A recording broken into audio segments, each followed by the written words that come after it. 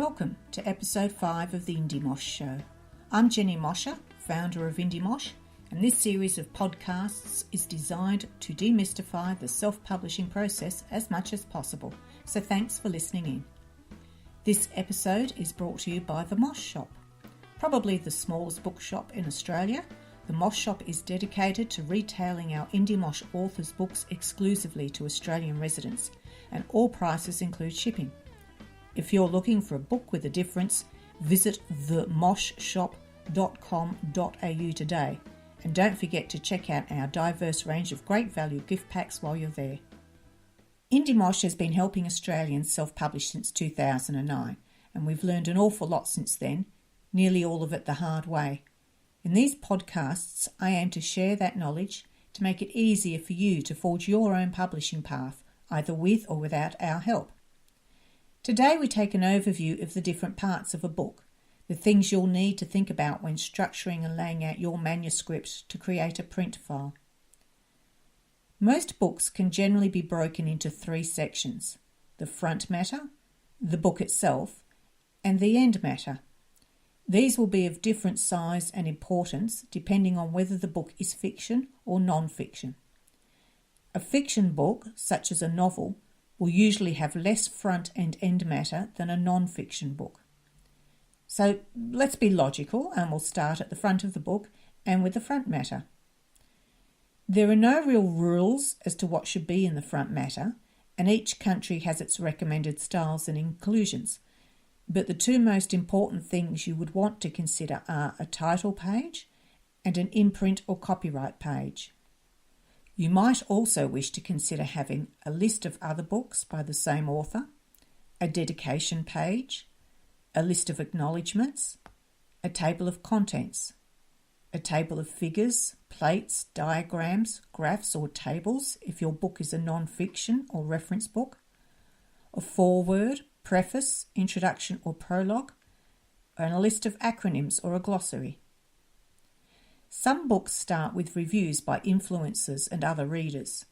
You probably won't have this ability if this is the first edition of your first ever book, but if your first edition sells well and you release a revised edition after a couple of years, then good reviews from the first edition are often a good way to start the revised edition. So, in the absence of raving reviews, how else could we start our book? The first page of some books contains a quote from within the book or from some other relevant source.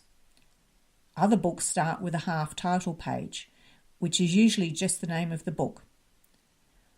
On the back of the half title page or the quote page will perhaps be the imprint page, and then that will be followed by a full title page, which will include the subtitle and the author's name, and sometimes a reference to the publisher.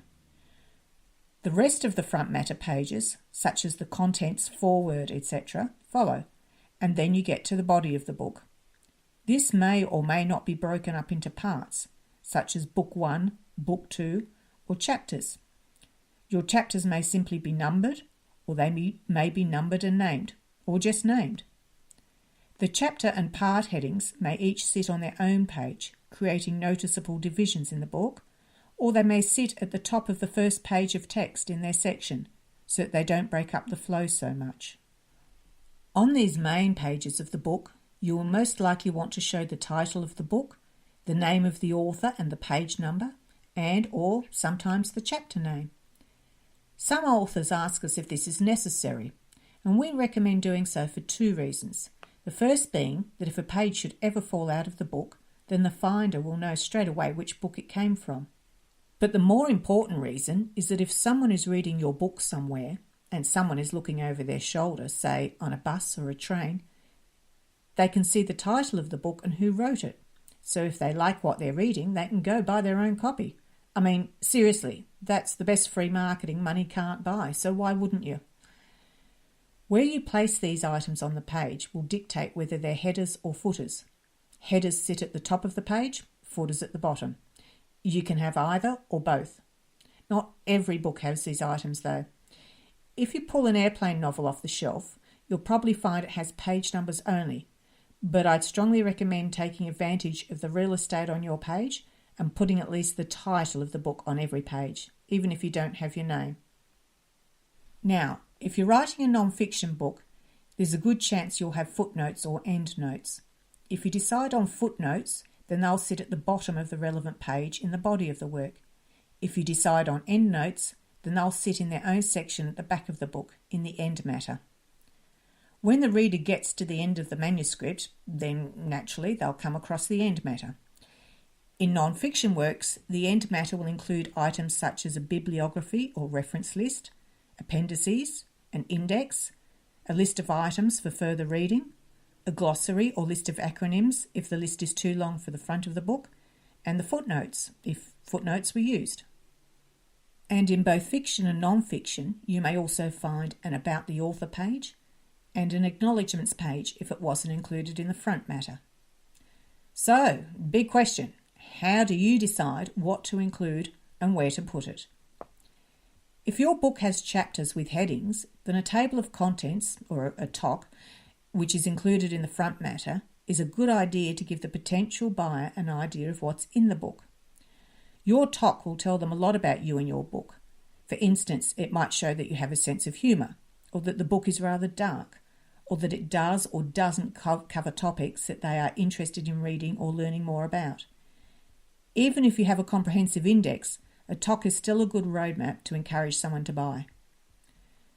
With the acknowledgements, my thought is that if you only have a few people or businesses to acknowledge, say less than 2 pages, then it's nice to put it up front.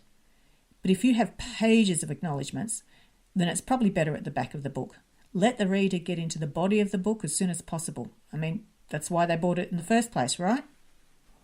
If you've written other titles and wish to include an also by section, it's often good to put this with the front matter as it can help with marketing. When the potential buyer looks inside those initial pages and sees what else you've written, they'll get a quick feel for your level of expertise and interest. And the fact that this isn't your first book might suggest to them that they've been missing out on what others have been keen to have. Alternatively, if you're using your books to build a career as a writer and people recognise another title in the list that they've already read and derived value from, then they'll be more likely to consider buying the current title. The foreword, preface, introduction and prologue are each subtly different, and it will depend on what you're aiming to communicate to your readers which of these you will use, if any, and you may require more than one. The foreword is an introduction written by someone other than the author, and is usually only found in non-fiction works. The preface is written by the author and helps the potential reader understand why the book was written, and perhaps how it came about. It's the author's chance to connect directly with the reader. The introduction, generally found in non-fiction books, is more about the content of the book rather than the why and how of it. The introduction tends to take the reader briefly into what they will discover and why they should consider the book. The introduction can also be used to advise the reader as to how they should use the book, especially if it's a reference book. The prologue, which I tend to think of being a bit like a countdown, T-1, only in book terms I call it chapter 1-1, is usually part of the story and often takes place before the main story starts. The prologue is like a clue from the history of the story, then we jump forward across time into chapter 1. Having said that, I have to admit that the prologue is also quite often extracted from later in the story, so that you then wind back in time when you start chapter 1. Either way, a prologue is a fiction device and should not be included in a non-fiction book. If you're introducing your readers to a list of new terms, it can help to include a list of acronyms or a glossary and to let them know where it sits in the book. You may have mentioned the glossary in your introduction or preface and recommended the reader use it, but many people do skip over these sections and jump straight to the meat of the book. So if it's important that your readers understand what they're going to be reading, and if your glossary isn't too long, it helps to include it at the front of the book. I would include a glossary at the front in fiction books where new ideas have been introduced, particularly in science fiction and speculative fiction where new worlds have been created and acronyms or terms created specifically for those worlds, and in non-fiction books as an introduction to a topic.